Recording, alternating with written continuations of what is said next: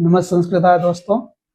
जैसा कि मैं आप लोगों से वादा किया था कि इस प्रातिपदिकार्थ लिंग परिमाण वचन मात्रे प्रथमा इस सूत्र के साथ मैं एक वीडियो आपको इस सूत्र पर सारांश को लेकर उपस्थित होऊंगा। क्योंकि ये सारांश आपको कम शब्दों में कम समय में अधिक ज्ञान देने वाला है। तो इस सारांश के साथ मैं आपके समक्ष उपस्थित हुआ हूं और ये आप ऐसे लिखिए। प्रथमा विभक्ति का आप लिख सकते हैं सारांश।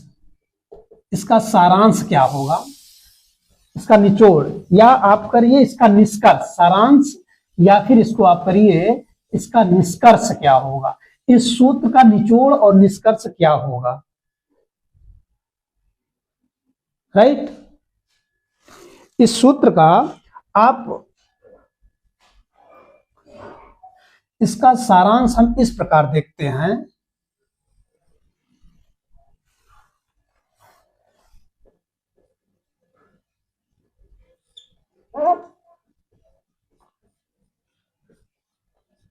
प्रथमा विभक्ति का, राइट।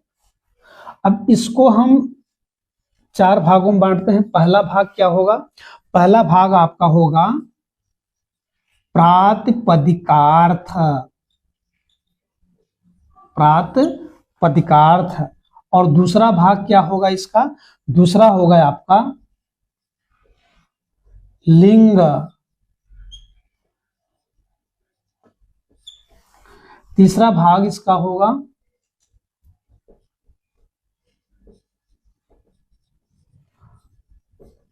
परिमाण मात्र। और चौथा और लास्ट भाग इसका होगा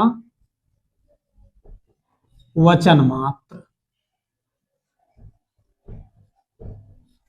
यहां तक हुआ। अब इस प्रातिपदिकार्थ को हम 2 भागों में विभाजित करते हैं। पहला भाग इसका क्या होगा, इस पहले वाले भाग को हम नियत लिंग कहते हैं। क्या कहेंगे, नियत लिंग, राइट। और इस दूसरे वाले भाग को क्या कहेंगे, तो दूसरे को कहेंगे अलिंग। ठीक हुआ, नियत लिंग और अलिंग। अब इसका उदाहरण क्या होगा, आप उदाहरण भी नोट करते चलिए। इसका उदाहरण जैसे कृष्णः, ये क्या है, ये आपका पुल्लिंग है। स्त्री, ये क्या है आपका स्त्रीलिंग है।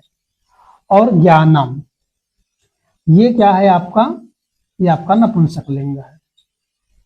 ठीक हुआ। और अलिंग का उदाहरण, इस अलिंग का उदाहरण आप देखेंगे तो इसका उदाहरण बनेगा उच्चई है, नीचई है, सनई है इत्यादि ना। अब लिंग मात्र का उदाहरण क्या, लिंग मात्र क्या होगा, आप लिखिए। लिंग मात्र से आपको देखना है कि लिंग आखिर क्या है। लिंग का मतलब होता है अनियत लिंग। अनियत लिंग, अनियत लिंग। और इस अनियत लिंग का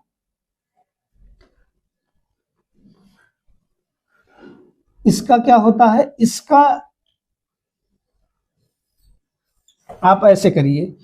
ये जो अनियत लिंग है, इस अनियत लिंग का एक, इस अनियत लिंग का कहा कि एक शब्दों का कहां होता है, आपको ये देखना है। एक शब्दों का, एक शब्दों का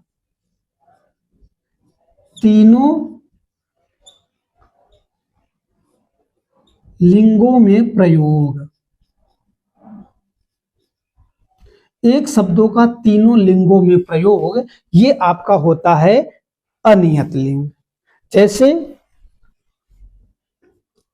तटः पुल्लिंग हो गया, तटी स्त्रीलिंग हो गया, और तटम ये आपका नपुंसक लिंग हो गया।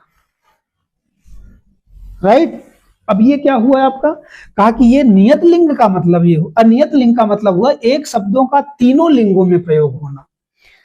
ना। अब परिमाण को देखते हैं। परिमाण मीन्स होता है मात्रा, मात्रा मीन्स नाप तौल ना। अब इसका हम उदाहरण देखते हैं। इसका उदाहरण क्या बनेगा, कहा कि जैसे द्रोणो व्रीहि, द्रोणो व्रीहि, ये इसका उदाहरण बनेगा। अब वचन मात्र को देखते हैं।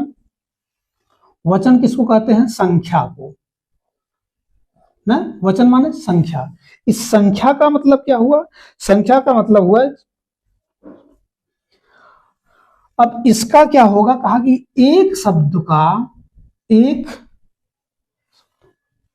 यहां एक शब्द नहीं, एक शब्द होगा जी, एक शब्द का। अब यहां एक शब्द का तीनों वचनों में, एक शब्द का तीनों वचनों में प्रयोग ना। इसका उदाहरण यथा के रूप में लिख लीजिए, जैसे यहां नीचे, जैसे रामः, रामः रामौ रामा। अब कैसे हुआ, कहा कि एक शब्द एक ही है, राम ही है, लेकिन तीनों वचनों में प्रयोग है, एक वचन, द्विवचन और बहुवचन। तो ये हुआ आपका वचन का उदाहरण। और इसका जो उदाहरण, इसका जो आपका बाबूराम सक्सेना या फिर लघु सिद्धांत कौमुदी में दिया गया है, उसका है एकः, द्वौ, बहवः। ठीक हुआ। तो आई होप इस डायग्राम के माध्यम से प्रातिपदिकार्थ, लिंग, परिमाण, वचन मात्रे प्रथमा, इस सूत्र को आप लोग भली भांति समझ गए होंगे।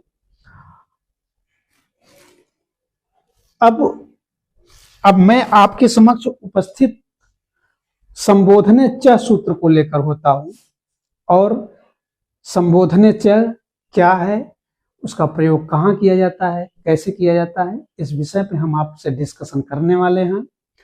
और तब तक के लिए नमः संस्कृताय। इस वीडियो को आप लोग ज्यादा से ज्यादा शेयर करें, और हम मिलते हैं संबोधने च।